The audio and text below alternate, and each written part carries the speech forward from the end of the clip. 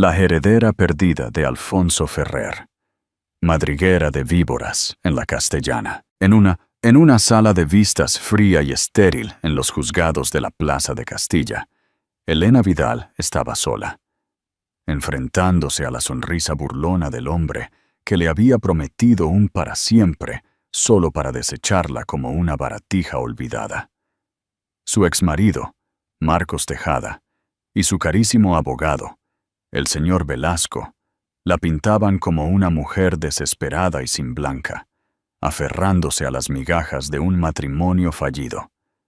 Se mofaban de su vestido gastado, de su porte discreto y de su humilde petición de un acuerdo justo. La galería de público susurraba, y el juez Alonso parecía listo para desestimar su caso. Pero lo que nadie en esa sala sabía era que un secreto enterrado durante décadas estaba a punto de estallar. Un secreto vinculado a uno de los hombres más ricos y recluidos del mundo. Creían que estaban aplastando a una don nadie. Estaban a punto de descubrir que habían provocado a una heredera. La sala era un teatro de silenciosa crueldad, y Elena Vidal era la protagonista involuntaria de la tragedia. El aire, denso con olor a papel viejo y café rancio, le pesaba en los pulmones. Cada roce de un taco de notas, cada susurro ahogado de la galería parecía amplificar su aislamiento. Estaba sentada en la mesa del demandado, con la espalda completamente recta, una postura que había perfeccionado a lo largo de años de soportar calladas indignidades. Sus manos, fuertemente entrelazadas en el regazo, eran la única traición a la tormenta que se desataba en su interior. Al otro lado de la pulida división de madera estaba Marcos Tejada, su exmarido. No era solo un hombre, era un monumento a su propio éxito, vestido con un traje a medida que probablemente costaba más que todo el guardarropa de Elena de la última década. A su lado, su abogado, un tiburón llamado señor Velasco, exudaba un aura de confianza depredadora. Formaban un dúo formidable, susurrándose y lanzándole ocasionalmente miradas de desprecio engreído. «Señora Vidal», comenzó el señor Velasco, con la voz como un arma sedosa. «¿Está usted solicitando el 50% de los activos del señor Tejada acumulados durante sus 12 años de matrimonio? ¿Es eso correcto?» La abogada de Elena, una defensora de oficio joven, seria, pero claramente superada, Sara Jiménez, le hizo un gesto para que hablara. Elena se aclaró la garganta, el sonido apenas un susurro. Y eso es lo que establece la ley. Una oleada de risas condescendientes provino del lado de Marcos. Velasco sonrió con suficiencia. La ley prevé una distribución justa y equitativa, señora Vidal. Lo que estamos aquí para determinar es qué contribuyó usted precisamente a la acumulación de esos activos.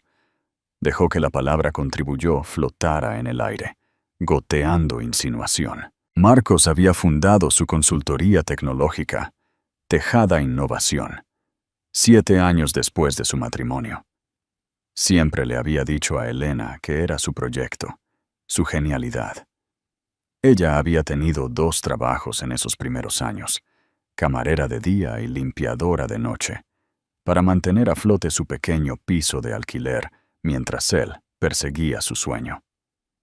Había tecleado sus propuestas de negocio, preparado café para sus sesiones nocturnas de código y había sido el pilar silencioso y de apoyo sobre el que él construyó su imperio. «Apoyé a mi marido», dijo Elena, su voz ganando una pizca de fuerza.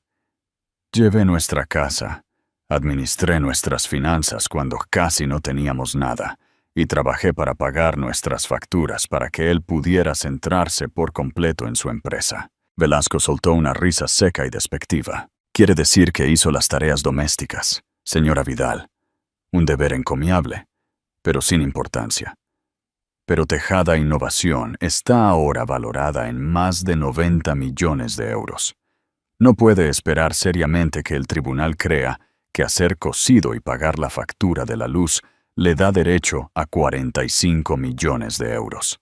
La galería se rió. Marcos se reclinó en su silla, con una expresión de orgullo justificado. Cruzó su mirada con la de ella y sacudió ligeramente la cabeza con lástima, como si su reclamación fuera lo más patético que había presenciado. Esa mirada fue más dolorosa que cualquiera de los ataques verbales de Velasco. Era la mirada de un hombre que la había borrado por completo de la historia de su vida compartida. Señoría, continuó Velasco girándose hacia el juez Alonso, que parecía aburrido. Mi cliente fue el visionario. Trabajó 100 horas a la semana. Consiguió las patentes, cortejó a los inversores y construyó la empresa desde cero. La señora Vidal, mientras tanto, no tiene título universitario ni habilidades profesionales de las que hablar. Ella fue ama de casa. Un papel perfectamente respetable, pero que no genera riqueza de esta magnitud. Sara Jiménez se puso de pie, con el rostro enrojecido por la indignación. Objeción. Las contribuciones no monetarias de mi cliente fueron esenciales para el éxito del señor Tejada. La ley reconoce esto como una sociedad matrimonial. Reconoce, sí. Pero seamos realistas sobre la escala, replicó Velasco con suavidad, sin esperar siquiera a que el juez dictaminara. Veamos sus circunstancias actuales, señora Vidal. Tomó un documento. Actualmente reside en un piso de una habitación en el barrio de Carabanchel.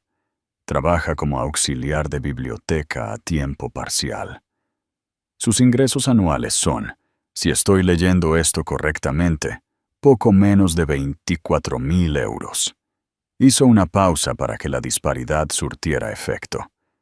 El señor Tejada ha ofrecido amablemente un acuerdo único de 250.000 euros, una suma generosa que le permitiría empezar de nuevo, tal vez incluso conseguir parte de esa educación que nunca cursó.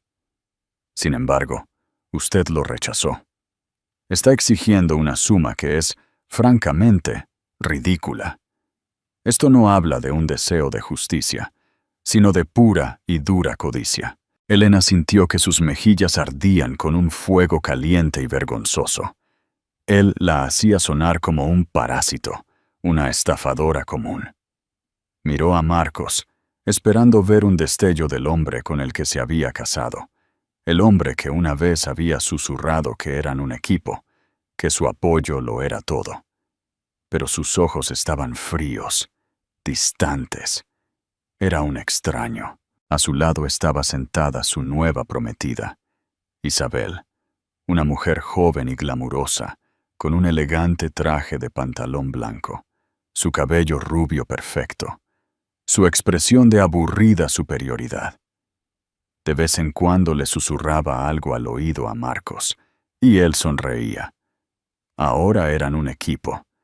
Elena era solo un obstáculo que debía ser despejado. «Señora Vidal», dijo el juez Alonso, su voz teñida de impaciencia. «El señor Velasco presenta un argumento convincente. La oferta sobre la mesa parece más que justa, considerando su limitada participación en las operaciones directas del negocio. ¿Está segura de que desea continuar con esta reclamación tan ambiciosa?» Las palabras del juez eran una señal clara. Ya había tomado una decisión. Ella era la exesposa pobre que intentaba sacar provecho. Sus contribuciones eran invisibles, incuantificables y, por lo tanto, sin valor frente al reluciente patrimonio neto de 9 cifras de Marcos.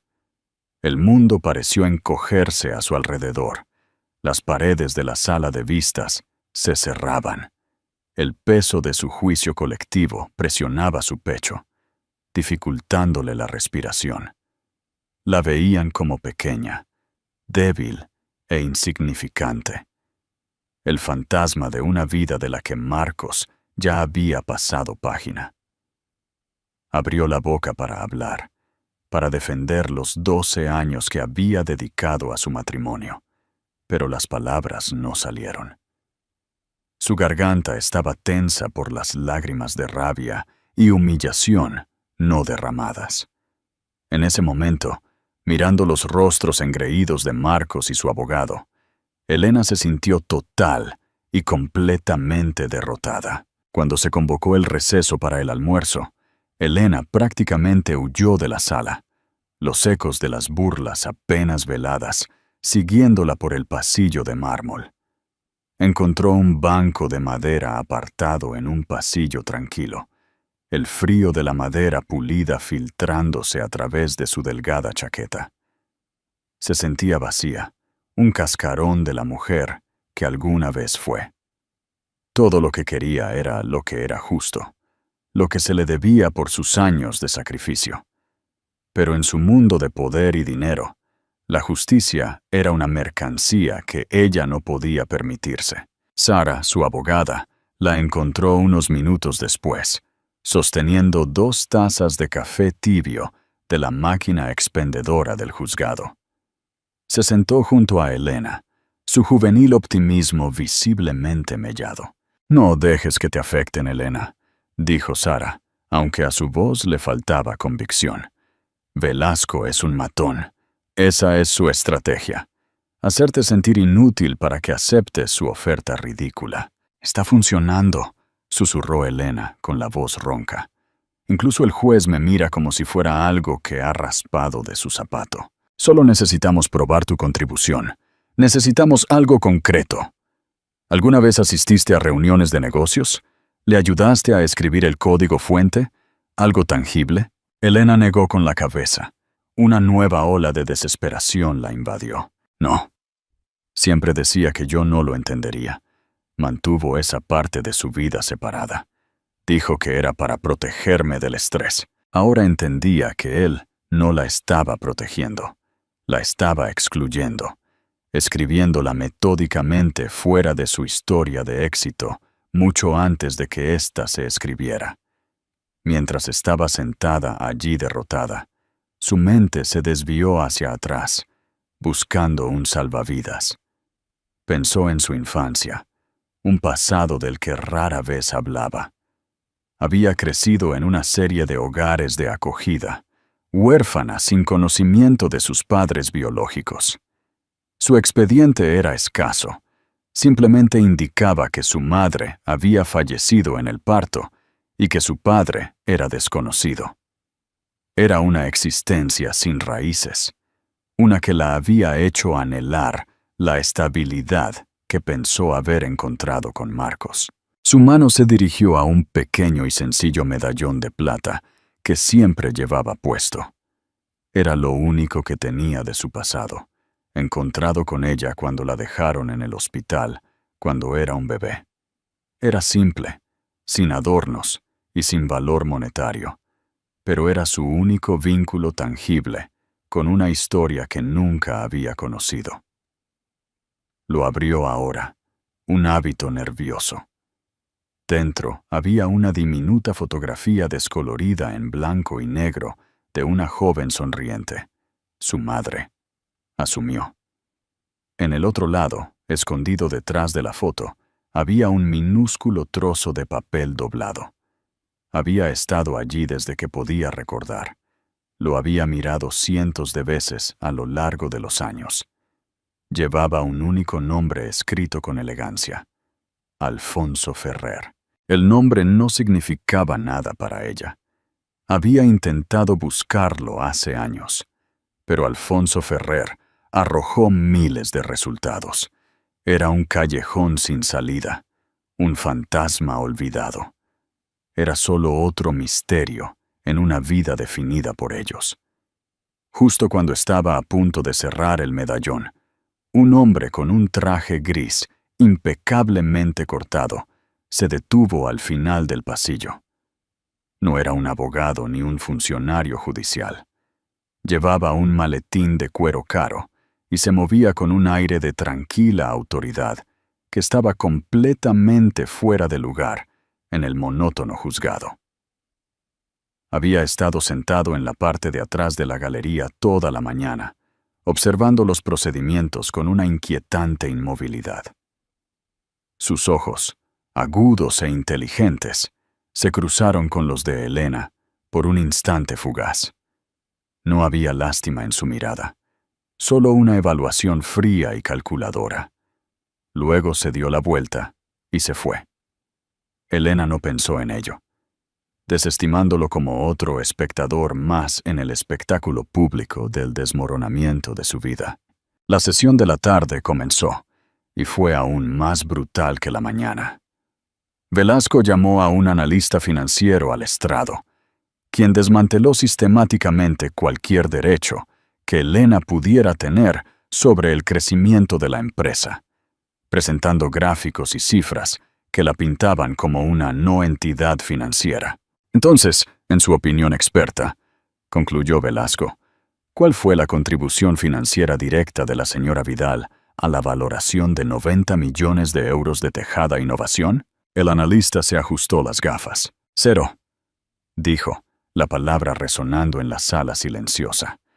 Su nombre no aparece en un solo documento de constitución, acuerdo de inversión o registro de patente.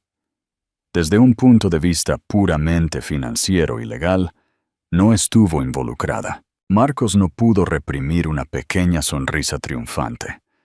Se acabó. Elena lo sabía. Sara lo sabía. El juez ya estaba redactando mentalmente su fallo. Sara se levantó para un contrainterrogatorio final y desesperado. Pero una empresa no son solo documentos y patentes, ¿verdad? Es construida por personas. Requiere tiempo. Tiempo que el señor Tejada tuvo en abundancia porque mi cliente estaba en casa, creando un entorno que le permitía trabajar sin distracciones. Un noble sentimiento, dijo el analista condescendientemente, pero que no tiene cabida en un balance. Derrotada, Sara se sentó. El juez Alonso se aclaró la garganta, listo para emitir su veredicto. A la luz de la evidencia presentada, el tribunal se inclina a... Fue interrumpido por una conmoción repentina en la parte trasera de la sala. Las pesadas puertas de roble se abrieron de golpe y el hombre del traje gris entró. No estaba solo. Le seguían otras 2 personas que parecían más guardaespaldas corporativos que asistentes legales. Señoría, perdone la interrupción, dijo el hombre, su voz, tranquila pero resonante, atrayendo la atención inmediata. Mi nombre es Julián Cortés. Soy asesor principal de Ferrer Global Enterprises. Estoy aquí por un asunto de extrema urgencia que concierne directamente a la demandada, la señora Elena Vidal. Un murmullo recorrió la sala. Ferrer Global Enterprises no era solo una empresa. Era un legendario conglomerado multimillonario con intereses en todos los rincones del mundo. Era propiedad del multimillonario más esquivo y poderoso del planeta, un hombre tan recluido que no había sido fotografiado en más de 30 años, Alfonso Ferrer. El corazón de Elena se detuvo. Escuchó el nombre y la sangre se le heló. Alfonso Ferrer, el nombre de su medallón. El juez Alonso, visiblemente nervioso por la intrusión inesperada y de alto perfil, tartamudeó. Señor Cortés, esto es un procedimiento privado de divorcio. No veo qué asunto podría tener Ferrer Global aquí. La mirada del señor Cortés fue inquebrantable. No miró al juez. Miró directamente a Elena, con una expresión extraña, casi reverente, en su rostro. Por el contrario, señoría, dijo, su voz sonando con autoridad. Creemos que los verdaderos activos de la señora Vidal han sido gravemente, y quiero decir gravemente, subestimados. Marcos y Velasco intercambiaron miradas confusas e irritadas. ¿Qué tontería era esta? ¿Algún tipo de truco? Velasco se puso de pie. Objeción, señoría. Esta es una interrupción escandalosa. Este hombre no tiene legitimidad aquí. El señor Cortés simplemente levantó una ceja. Oh, creo que sí, dijo, abriendo su maletín. Sacó un único documento grueso encuadernado en cuero. Estoy aquí para ejecutar el último testamento legalmente certificado y recientemente actualizado de mi empleador. Verá, el señor Alfonso Ferrer falleció pacíficamente mientras dormía hace 48 horas. Un jadeo colectivo llenó la sala. La muerte de Alfonso Ferrer sería noticia de primera plana en todo el mundo. Continuó el señor Cortés, su voz bajando ligeramente mientras dirigía su penetrante mirada hacia una Elena atónita y temblorosa. Nombró a una única beneficiaria de toda su herencia, de 200.000 millones de euros, una persona que ha estado buscando durante más de 30 años, su única hija. Su hija. Dio un paso deliberado hacia adelante, sosteniendo el documento. Una mujer conocida por este tribunal como Elena Vidal, pero conocida por nosotros, y por el mundo a partir de este momento, como Elena Annalise Ferrer. La sala, que había sido un murmullo bajo de susurros y roces de papel, cayó en un silencio tan profundo que era casi ensordecedor. El único sonido era el latido frenético del propio corazón de Elena, un tambor salvaje contra sus costillas. Elena Annalise Ferrer. El nombre era ajeno, una cadena de sílabas que se sentían como si pertenecieran a otra persona, alguien de una novela o una película. Sin embargo, el nombre en su medallón, el secreto que había llevado toda su vida, era Alfonso Ferrer. No podía ser una coincidencia. Era imposible. El rostro de Marcos era una máscara de absoluta incredulidad. Su boca colgaba ligeramente abierta, su postura confiada, colapsando sobre sí misma, como si su columna vertebral se hubiera convertido en gelatina. Su abogado, el señor Velasco, parecía igualmente estupefacto. Su aguda mente legal luchaba visiblemente por procesar el evento sísmico que acababa de ocurrir. Miró de la imponente figura de Julián Cortés a Elena y viceversa, como si intentara reconciliar la imagen de la mujer mansa y sin blanca en la mesa del demandado con el nombre de la heredera más poderosa del planeta. El juez Alonso, por su parte, parecía como si le hubiera caído un rayo.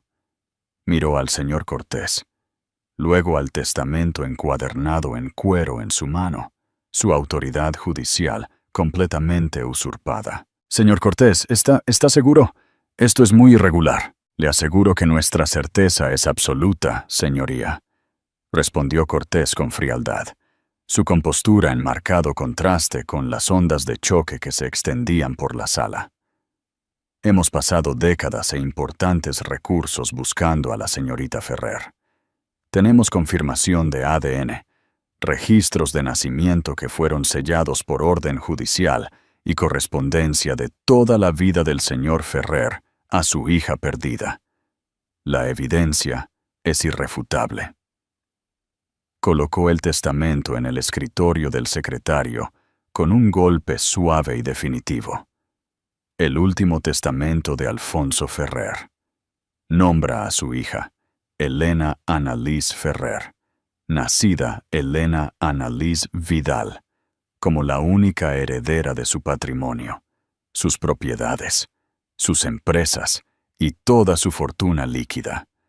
La transferencia de activos ya está en marcha. Elena se sintió mareada. El mundo se inclinaba sobre su eje. Su padre. Tenía un padre que la había estado buscando. Toda su vida había creído que era una nota a pie de página no deseada en la historia de otra persona. Ahora era el libro entero. El peso de esta revelación era aplastante, estimulante y aterrador a la vez. Su mente recordó cada cumpleaños solitario, cada fiesta pasada con familias de acogida, cada momento en el que había anhelado una conexión con su pasado. Había estado allí todo el tiempo, una verdad de 200.000 millones de euros, esperando ser descubierta. Fue Marcos quien rompió el silencio. Se puso de pie de un salto, su voz un chirrido ahogado e incrédulo. Esto es una locura. Es un truco. Ella no es nadie.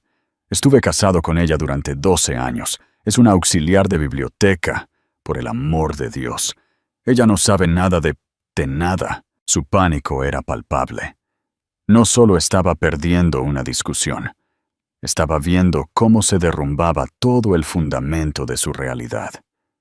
La mujer que había desestimado como un ama de casa de mente simple era de repente la persona más rica que jamás había conocido.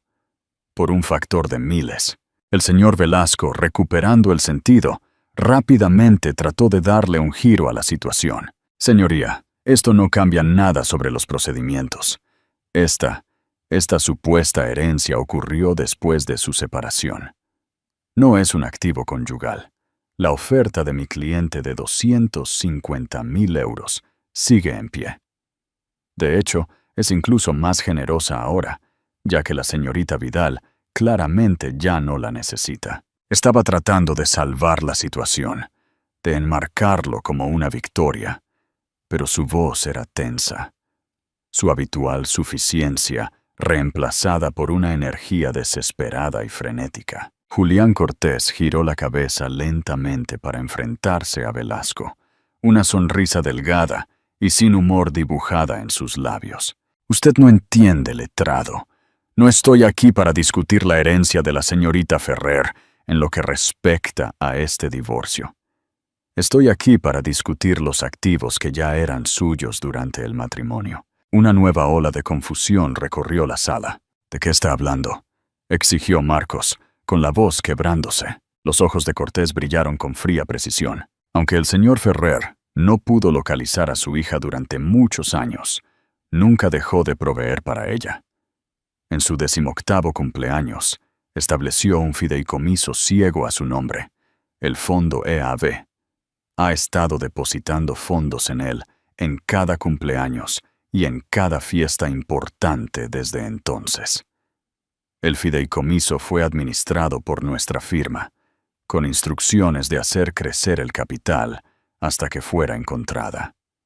Hizo una pausa, dejando que la información calara. A partir de esta mañana, ese fideicomiso ciego, que legalmente pertenecía a Elena Vidal, ahora Ferrer, durante la totalidad de sus 12 años de matrimonio con el señor Tejada, está valorado en aproximadamente 780.000 de euros. El sonido que hizo Marcos fue un jadeo ahogado. El rostro de Velasco se puso blanco como una sábana. De euros. Un activo conyugal. Un activo del que Elena no había sido consciente, pero que era legalmente suyo. La implicación era clara y devastadora. Según las mismas leyes de distribución equitativa sobre las que Velasco había estado sermoneando con tanta suficiencia, Marcos no se estaba divorciando de una pobre auxiliar de biblioteca. Se estaba divorciando de una mujer que durante los últimos 12 años había sido multimillonaria, y él no tenía derecho legal a nada de ese dinero, mientras que ella tenía derecho a la mitad de su empresa de 90.000 de euros. La ironía era tan espesa que asfixiaba. Velasco, el maestro de la maniobra legal, acababa de recibir un jaque mate de un fantasma.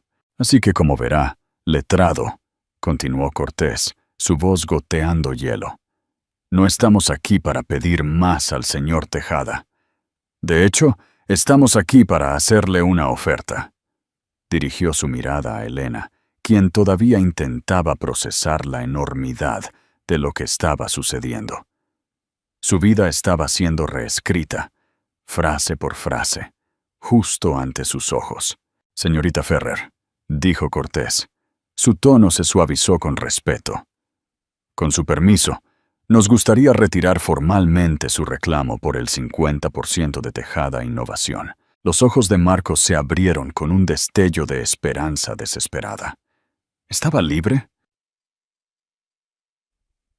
¿Y en su lugar?, dijo Cortés, dirigiendo su mirada letal de nuevo a Marcos. Presentaremos una contrademanda. Estaremos exigiendo el 50% de todos los activos conyugales. Eso incluye la empresa de 90.000 tantos de euros del señor Tejada y, por supuesto, el fideicomiso de 7.000 de euros de la señorita Ferrer. Creemos que la parte justa y equitativa del señor Tejada del patrimonio conyugal total asciende a aproximadamente 400.000 de euros. Estamos preparados para extenderle un cheque hoy. La sala estalló. Marcos Tejada, el hombre que se había burlado de su esposa por ser pobre, acababa de recibir una oferta que lo convertiría en uno de los hombres más ricos de la ciudad. Pero no era una victoria, era la humillación máxima. Todo su imperio de 90.000 de euros era ahora solo un error de redondeo en las finanzas de su exesposa. Había pasado todo el día tratando de estafarla para no darle un acuerdo justo, solo para descubrir que él era el que había estado viviendo en la ignorancia. Un pordiosero casado con una princesa. Elena finalmente levantó la vista. Sus ojos se encontraron con los de Marcos. El miedo, la confusión, la vergüenza. Todo se había ido. En su lugar había una fuerza tranquila y silenciosa que no había sentido en años. La dinámica de poder no solo había cambiado, había sido aniquilada. Ella lo vio por lo que era, un hombre pequeño hecho temporalmente grande por el dinero, ahora completamente empequeñecido por un poder que no podía comprender. El desmoronamiento de sus mentiras fue completo. El desmoronamiento de su nueva vida acababa de comenzar. Las consecuencias inmediatas en la sala de vistas fueron caóticas. Los periodistas que habían estado cubriendo perezosamente lo que asumían que era un divorcio amargo y rutinario, ahora se apresuraban, sus teléfonos pegados a las orejas, mientras ladraban los titulares increíbles a sus editores. La muerte de Alfonso Ferrer fue una historia monumental. El descubrimiento de su heredera secreta en un juzgado de divorcios provincial era el tipo de giro sensacionalista que dominaría el ciclo de noticias durante semanas. El juez Alonso, con un aspecto completamente abrumado, suspendió apresuradamente los procedimientos del día, citando las circunstancias extraordinarias e imprevistas. Marcos estaba congelado en su sitio, su rostro de un tono pálido espantoso. Su prometida Isabel, que había mirado a Elena con tanto desdén, ahora la miraba con una mezcla de asombro y terror, como si Elena de repente hubiera echado alas y un halo. Isabel lentamente comenzó a alejar su silla de Marcos, un acto silencioso e instintivo de distanciarse de un hombre cuyo mundo acababa de implosionar. El señor Velasco, generalmente tan elocuente y sereno, estaba tartamudeando, tratando de presentar una serie de objeciones incoherentes que el señor Cortés descartó con desdén sin esfuerzo. A su cliente se le ofrecen 420 millones de euros, letrado. Le aconsejaría que lo acepte antes de que la señorita Ferrer cambie de opinión. Elena fue escoltada fuera de la sala de vistas por el equipo de seguridad de Cortés, que se movió con eficiencia practicada, protegiéndola del repentino aluvión de cámaras que destellaban y preguntas a gritos. La condujeron no de vuelta al pasillo monótono, donde había llorado hacía solo una hora, sino a una cámara privada reservada para los jueces. Dentro, Julián Cortés estaba esperando. «Señorita Ferrer», dijo, su voz ahora suave, «sé que esto es mucho para asimilar. Tenemos un coche esperando para llevarla a donde necesite ir. También hemos asegurado una suite para usted en el Hotel Grand Meliá Phoenix, bajo un nombre seguro. Elena se hundió en un lujoso sillón de cuero, sus piernas finalmente cediendo. Mi padre, Alfonso Ferrer. ¿Por qué no? ¿Por qué no lo sabía? El porte profesional de Cortés se suavizó, revelando un atisbo del hombre que había servido a su empleador con lealtad durante décadas. Lo intentó, Elena. Se lo prometo. Lo intentó. Explicó la historia en trazos breves y compasivos. Su madre, Annalise, fue el amor de la vida de Alfonso, una brillante historiadora de arte. Habían mantenido su relación en privado, lejos de las miradas indiscretas del mundo que seguía a un hombre de su talla. Annalise había muerto por complicaciones durante el parto. En su dolor, Alfonso había sido traicionado. Un pariente lejano y celoso, al que se le había confiado el cuidado del bebé, mientras él hacía los arreglos funerarios, había entregado maliciosamente a la pequeña Elena al sistema estatal, diciéndole a Alfonso que la niña también había fallecido. Creyó que usted se había ido durante 5 años, dijo Cortés, su voz pesada con el peso de la vieja tragedia. No fue hasta que el pariente hizo una confesión en el lecho de muerte que Alfonso se enteró de la verdad. Usted estaba viva, pero se había perdido en el sistema de acogida. Su nombre había cambiado. La ha estado buscando desde entonces. Invirtió miles de millones en la búsqueda, contratando a los mejores investigadores del mundo. Pero usted se había mudado tantas veces y los registros de esa época eran imperfectos. Estuvimos cerca varias veces, pero siempre llegábamos un paso tarde. Las lágrimas corrían por el rostro de Elena, no de tristeza, sino de una profunda y estremecedora sensación de conexión. Ella no fue un accidente o un inconveniente. Fue amada. Había sido buscada. Finalmente la encontramos hace 3 meses, continuó Cortés. Confirmamos que era usted. El señor Ferrer estaba radiante de alegría. Estaba planeando cómo acercarse a usted, cómo explicarlo todo. No quería asustarla. Estaba terminalmente enfermo, Elena. Lo había estado durante algún tiempo. Estaba tratando de aguantar lo suficiente para conocerla en persona. La voz de Cortés se quebró ligeramente. Lo siento mucho. Su mayor arrepentimiento fue que se quedó sin tiempo.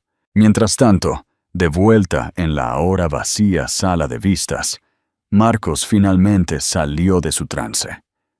El shock estaba desapareciendo, reemplazado por una rabia venenosa y enloquecedora. Ella lo sabía. Siseó a Velasco, su voz baja y peligrosa. Todo ese teatro, la bibliotecaria tímida, la víctima. Ella lo sabía todo el tiempo. Me estaba utilizando. Marcos, eso es imposible, razonó Velasco, aunque estaba sudando a través de su costosa camisa. Cortés dijo que solo la encontraron hace 3 meses.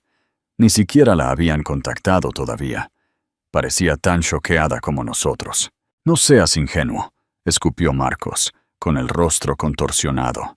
Esto es una trampa. Esta es su venganza, hacerme parecer un tonto, poniendo ese dinero delante de mí. 400 millones de euros. Ella quiere que acepte una limosna suya. La humillación era un veneno en sus venas. Durante 12 años, él había sido el proveedor, el genio, el que tenía el control. Había construido su identidad sobre la base de su superioridad sobre ella. La revelación de que ella había sido, en secreto, más rica y poderosa que él todo el tiempo, era una amenaza existencial. Invalidaba toda la narrativa de su vida. «Luchamos contra esto», declaró Marcos, con los ojos desorbitados. «No me importa lo que cueste. Impugnamos el testamento. Impugnamos el fideicomiso. Alegamos que ella ocultó activos, fraude, algo. Velasco miró a su cliente como si hubiera perdido la cabeza. Marcos, no tienes fundamentos. Seríamos el hazmerreír del tribunal. Tienen pruebas de ADN. Son Ferrer Global. Su equipo legal podría comprar y vender toda nuestra firma antes del desayuno. Se le acaba de ofrecer una suma de dinero que le cambiaría la vida. Acepta la victoria. ¡No es una victoria!, rugió Marcos, golpeando la mesa con el puño. ¡Es una vergüenza! Construí una empresa de 90 millones de euros con mis propias manos. No seré reducido a una nota a pie de página en el caso de caridad de mi exesposa. Su ego, una cosa frágil e hinchada, no pudo resistir el golpe. No podía aceptar la realidad de que su éxito, que había guardado con tanto celo, era ahora insignificante. El resentimiento estaba echando raíces, una cosa oscura y retorcida. No se limitaría a tomar el dinero y marcharse. Intentaría derribarla. No podía soportar la idea de que Elena Vidal, la mujer que había desechado, ahora lo mirara desde una altura inimaginable. Demostraría que ella no era digna. La expondría como un fraude, incluso si eso significaba destruirse a sí mismo en el proceso. Su orgullo, lo mismo que lo había llevado al éxito, lo estaba conduciendo ahora por un camino de autodestrucción. Se había burlado de ella por su pobreza. Ahora la odiaría por su riqueza. Los días que siguieron fueron un borrón para Elena. Ya no era solo Elena Vidal. Era un titular. La cenicienta multimillonaria, la heredera secreta, la mujer más rica de la que nunca habías oído hablar. Los paparazzi estaban acampados frente al hotel Gran Meliá Phoenix. Todos los canales de noticias publicaron perfiles especulativos, tratando de reconstruir la vida de la mujer que había heredado el mundo. Julián Cortés y su equipo actuaron como un escudo impenetrable. Manejaron a la prensa, gestionaron la logística y comenzaron la tarea monumental de guiar a Elena a través del imperio que ahora era suyo. La escala era incomprensible. Ferrer Global no era solo una empresa, era una entidad soberana. Tenía divisiones en tecnología, energía renovable, productos farmacéuticos y transporte marítimo global. Empleaba a más de 500,000 de personas en todo el mundo. Elena se sentó en reuniones en una extensa suite en el ático que servía como centro de mando temporal. Miembros de la junta directiva, jefes de división y asesores financieros, todos figuras poderosas e intimidantes por derecho propio, volaron de todo el mundo para conocer a su nueva dueña. Hablaban en un lenguaje de adquisiciones, capitalización de mercado y compras apalancadas que le era completamente ajeno. Ella escuchó en silencio, su rostro una máscara de calma. Pero por dentro se estaba ahogando. Se sentía como una impostora, una auxiliar de biblioteca, a la que accidentalmente se le habían dado las llaves de un reino que no sabía cómo gobernar. El peso de su nuevo nombre, su nueva identidad, se sentía más pesado que cualquier corona. Una tarde, después de un agotador día de 12 horas de informes financieros, Julián Cortés la encontró de pie junto a la ventana panorámica, mirando el brillante paisaje urbano de Madrid. «Es mucho para asimilar», dijo suavemente. «Siento que lo voy a romper», confesó Elena. Su voz, apenas un susurro. «Todo esto, todo lo que él construyó. No sé nada sobre cómo dirigir una empresa, y mucho menos esto». «Él lo sabía», dijo Cortés. «Alfonso no era un sentimental, Elena. Era un pragmático. No te dejó su fortuna porque fueras su hija. Te la dejó porque creía que tenías el carácter para manejarla». Elena se giró de la ventana, con una mirada de escepticismo en su rostro. «¿Qué carácter? Él no me conocía». «Él sabía más de lo que crees», respondió Cortés. Señaló una gran caja sellada en el rincón de la habitación. Te dejó estas cosas, sus efectos personales de su estudio privado. Más tarde esa noche, a solas, Elena finalmente abrió la caja. Dentro no había archivos de negocios o trofeos, sino cajas de libros, discos de vinilo gastados y álbumes de fotos. Y encima de todo, había una serie de gruesos diarios encuadernados en cuero. Era la letra de su padre. Abrió el primero. Comenzó 5 años después de que ella naciera, el día que se enteró de que estaba viva. Me dijeron que mi Elena se había ido. Hoy me enteré de que era mentira. Está ahí fuera en alguna parte. Tengo una hija. Y no descansaré hasta que la encuentre. Elena leyó durante horas, las lágrimas empañando las páginas. Leyó sobre sus esperanzas para ella, sus miedos. Le escribió como si estuviera allí con él. Detalló sus decisiones de negocio, no en términos de pérdidas y ganancias, sino en términos del mundo que quería construir para ella. Un mundo que esperaba que algún día heredara y mejorara. Escribió sobre su filosofía, que la verdadera fuerza no se trataba de agresión o ambición, sino de integridad, empatía y resiliencia. El dinero es una herramienta, Elena, rezaba una entrada. Puede construir o puede destruir. Revela el carácter. No lo crea. He visto lo que la codicia le hace a los hombres. Se vuelven huecos. Rezo para que nunca pierdas tu corazón, porque es un tesoro mucho mayor que cualquier cosa que pueda dejarte. A través de sus palabras, finalmente conoció a su padre. No era solo un multimillonario. Era un hombre de profunda inteligencia, profundidad y amor. Y en sus descripciones de la hija que esperaba encontrar, ella comenzó a verse a sí misma. Él no había estado buscando a una CEO. Había estado buscando a una persona de sustancia. Había confiado en que la niña perdida en el mundo se convertiría en una mujer de integridad. Mientras tanto, Marcos estaba cumpliendo su amenaza. Impulsado por una mezcla tóxica de orgullo herido y negación absoluta, rechazó oficialmente la oferta de acuerdo. Su abogado, el señor Velasco, con un aspecto profundamente incómodo, presentó una moción para impugnar la validez del fondo EAV, alegando que Elena había cometido fraude conyugal al no revelar el activo. Era un argumento legal ridículo destinado a fracasar, pero su propósito no era ganar en la corte. Su propósito era acosar, retrasar y arrastrar el nombre de Elena por el fango.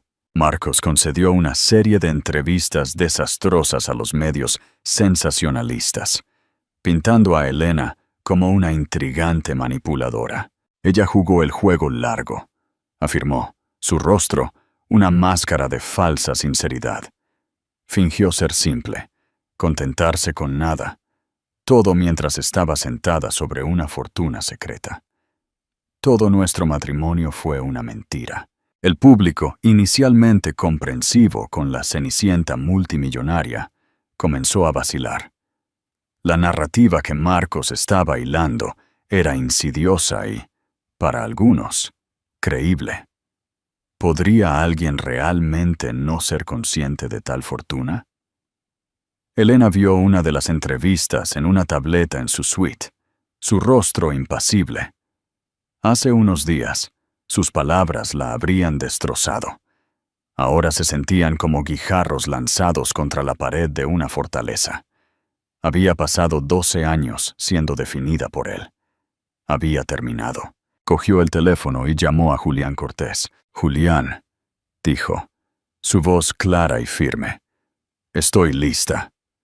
Programa una reunión de la junta directiva completa para mañana por la mañana en la sede principal. Es hora de que me presente». Ya no era solo la heredera. Leyendo los diarios de su padre, había encontrado su propósito. No iba a romper su legado, iba a honrarlo. La corona era pesada, pero su padre había creído que ella era lo suficientemente fuerte para llevarla. Era hora de que ella también empezara a creerlo. Y su primera orden del día sería lidiar con el fantasma de su pasado. Marcos Tejada. La sede de Ferrer Global era una torre elegante e imponente de cristal y acero que atravesaba el skyline de la ciudad. Era un monumento al poder, un lugar donde se tomaban decisiones que podían alterar el curso de naciones enteras. Cuando Elena salió del sedán blindado flanqueada por su equipo de seguridad, sintió un temblor de su vieja inseguridad. Pero luego enderezó los hombros, recordando las palabras de su padre. Nunca dejes que te vean dudar de ti mismo, incluso cuando lo hagas. Estaba vestida no con los vestidos de alta costura que esperaban los medios, sino con un vestido de negocios sencillo, elegante y gris oscuro. Era una declaración. No era una socialité. No era una celebridad. Estaba aquí para trabajar.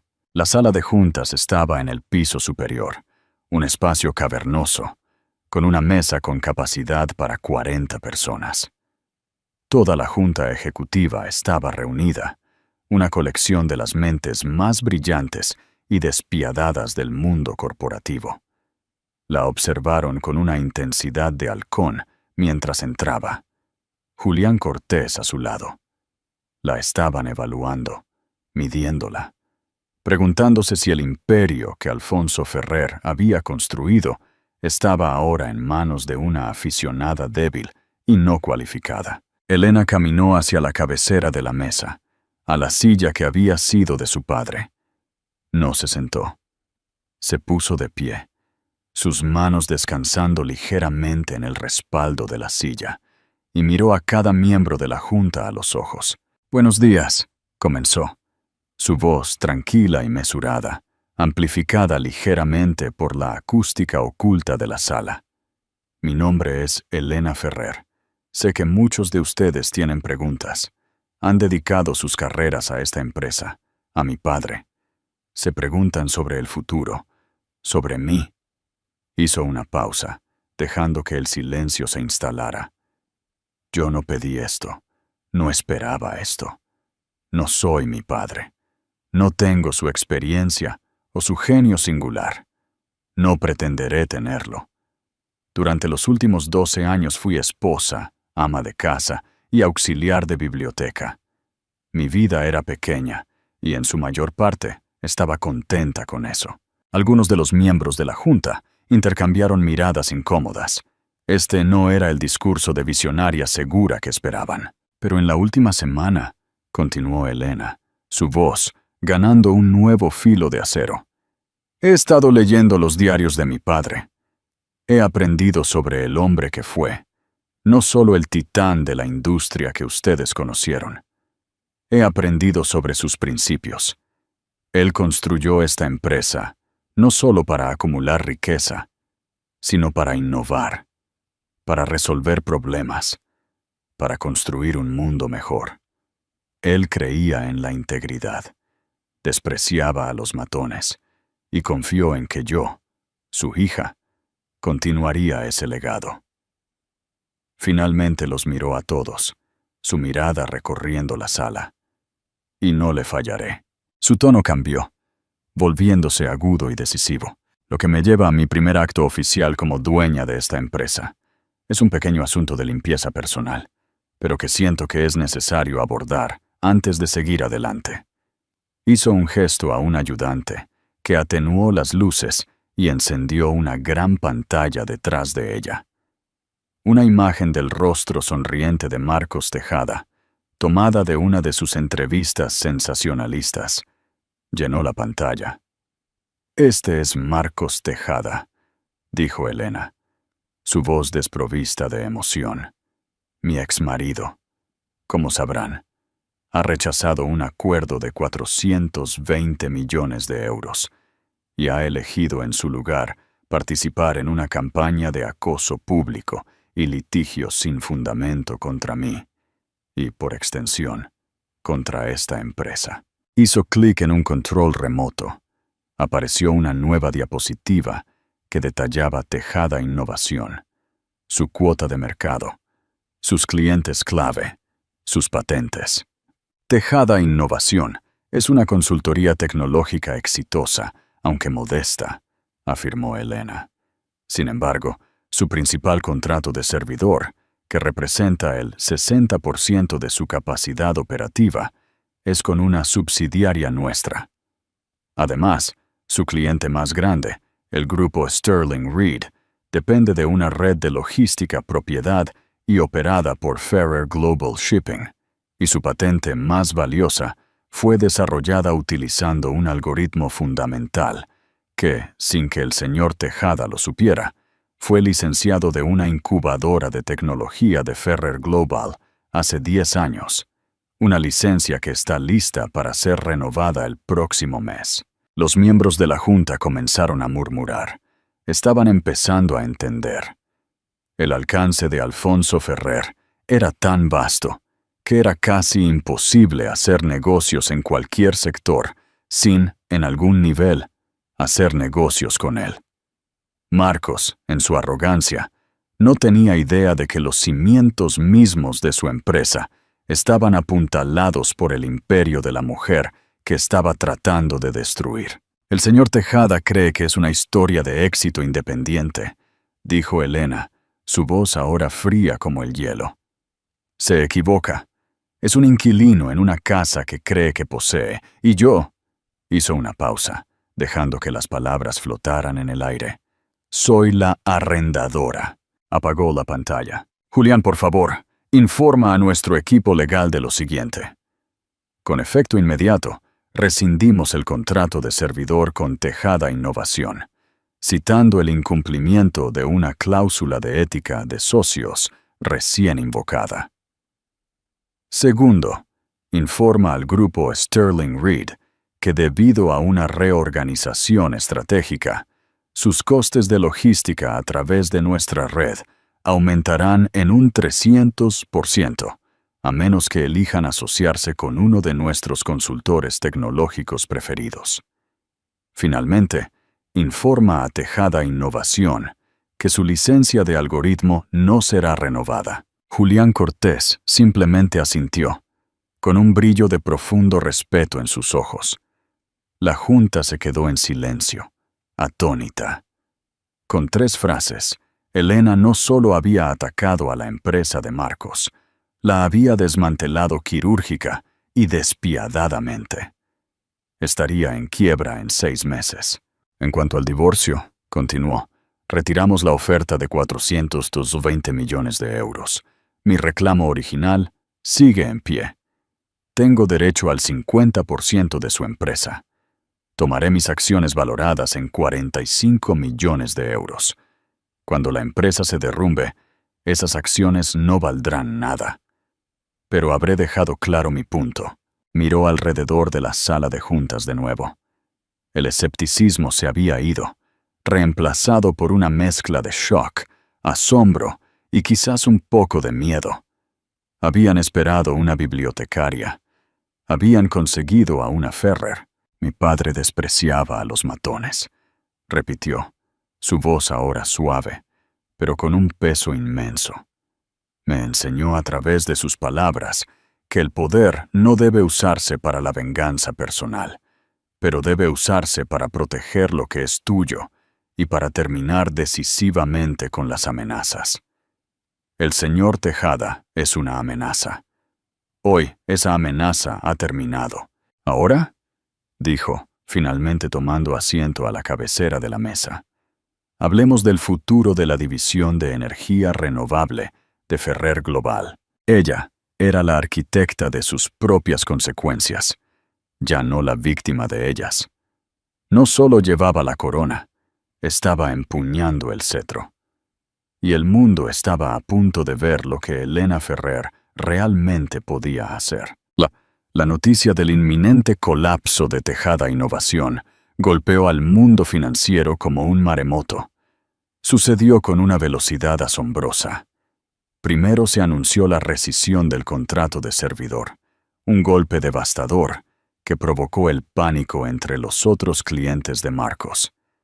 Luego llegó la noticia de la subida de precios de la logística, lo que hizo que su cliente más grande, Sterling Reed, cortara públicamente los lazos en cuestión de horas. El último clavo en el ataúd fue la no renovación de la licencia del algoritmo, lo que dejó obsoleto el producto principal de su empresa. Marcos estaba apoplético. Estaba arruinado. Su empresa de 90 millones de euros, toda la fuente de su orgullo e identidad, se había reducido a cenizas en menos de 24 horas.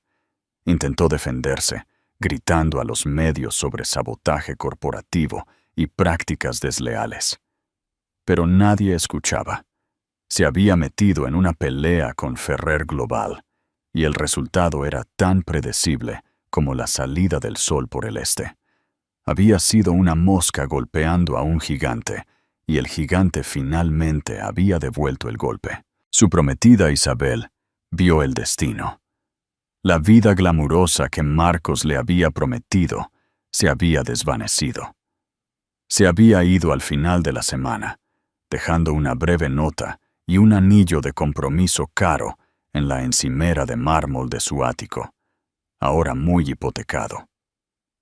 El señor Velasco, con su propia reputación hecha jirones por haber aconsejado a Marcos un curso de acción tan suicida, se retiró formalmente del caso. Marcos se quedó con un abogado de segunda fila que le aconsejó que tomara lo que pudiera conseguir. La fecha final en el tribunal fue un marcado contraste con la primera. La sala estaba repleta no de espectadores aburridos, sino de serios periodistas financieros. Elena llegó en silencio, flanqueada por Julián Cortés. Llevaba un sencillo vestido de color crema, con un aspecto sereno y compuesto. Marcos ya estaba allí, una versión encogida y demacrada de su antiguo yo. Su traje a medida estaba arrugado, su rostro sin afeitar, y sus ojos estaban llenos de un odio derrotado y vacío. Miró a Elena, pero no quedaba fuego en él, solo las brasas frías de su propia arrogancia. Los procedimientos fueron breves. El nuevo abogado de Marcos aceptó dócilmente el reclamo original de Elena, el 50% de los activos de Tejada Innovación. El juez, que ahora mostraba a Elena un nivel de deferencia casi cómico, aprobó rápidamente el acuerdo. Un analista financiero presentó la valoración actual de la empresa. Después de los contratos cancelados y la pérdida de propiedad intelectual, la empresa se estaba ahogando en deudas. Su valor neto era de 3 millones de euros negativos. La participación del 50% de Elena era una deuda de 1,5 millones de euros. Su abogada, una socia principal del equipo legal de Ferrer Global, se puso de pie esta vez. Señoría, mi cliente, la señorita Ferrer, en una muestra de buena fe y un deseo de cerrar este capítulo, ha decidido condonar generosamente la mitad de la deuda del señor Tejada. Fue el golpe final, más silencioso y devastador. No solo estaba tomando su empresa, lo estaba absolviendo de la deuda, un acto de caridad que subrayaba el abismo infinito que ahora se abría entre ellos. No fue un acto de bondad, sino un gesto final y despectivo de poder. Lo estaba dando por perdido, no solo como marido, sino como una anotación en un balance. Después de que cayó el mazo, Elena se puso de pie y salió de la sala de vistas sin mirar atrás. Marcos permaneció sentado, un hombre roto que se quedó con nada más que la humillación pública que él mismo se había buscado. Elena no regresó a la suite del ático del hotel. En su lugar, le pidió a su chofer que la llevara a un lugar que no había visitado en años, la pequeña y destartalada biblioteca pública donde solía trabajar. Caminó por los pasillos familiares, el olor a libros viejos, un bálsamo reconfortante. Pasó los dedos por los lomos gastados, recordando la tranquilidad que había encontrado en este lugar, un santuario de su matrimonio infeliz. Se dio cuenta entonces de que su vida anterior no había sido una debilidad. Su naturaleza tranquila, su amor por los libros, su capacidad para aguantar. Estos no eran defectos de los que burlarse. Eran la fuente de su fuerza. Fue en los momentos de tranquilidad donde se forjó su carácter, el carácter en el que su padre había confiado. Marcos, con todo su ruido y fanfarronería, era el débil. Su fuerza era prestada del dinero y el estatus. La suya era innata. De pie allí, entre las historias de siglos, Elena Ferrer, la heredera secreta, finalmente lo entendió. No había heredado una fortuna, había heredado una responsabilidad. Su victoria no fue aplastar a Marcos o los miles de millones de euros ahora a su disposición. Su victoria fue la tranquila comprensión de su propio valor. Un valor que había estado allí todo el tiempo, escondido a plena vista, esperando a que ella finalmente lo reclamara. Su nueva vida no se trataba del dinero o el poder. Se trataba de honrar a un padre que nunca había conocido convirtiéndose en la mujer que él siempre creyó que era. El viaje de Elena de saco de boxeo en un juzgado a potencia global sirve como un poderoso recordatorio de que la verdadera fuerza no siempre es ruidosa. A menudo se encuentra en la tranquila dignidad de aquellos que son subestimados, en la resiliencia de un espíritu que se niega a ser quebrado. Marcos Tejada vio a su esposa como un accesorio de su éxito, fácilmente desechado y reemplazado. Nunca se molestó en mirar más profundamente, en ver la integridad y la fortaleza que se escondían bajo su exterior silencioso. Al final, no fue derrotado por su dinero. Fue derrotado por su carácter, precisamente lo que a él le faltaba. Su historia es un testimonio de la idea de que nuestro pasado no define nuestro futuro, y que a veces los cambios más profundos en la vida no provienen de lo que buscamos, sino de quienes somos realmente. Pregunta al público, ¿qué pensó de la decisión final de Elena? ¿Fue justicia o fue un acto de misericordia? Déjanos tu opinión en los comentarios a continuación. Y si disfrutaste de esta historia de justicia kármica y fuerza oculta, por favor, dale a me gusta, comparte este video con un amigo y asegúrate de suscribirte para más dramas increíbles de la vida real.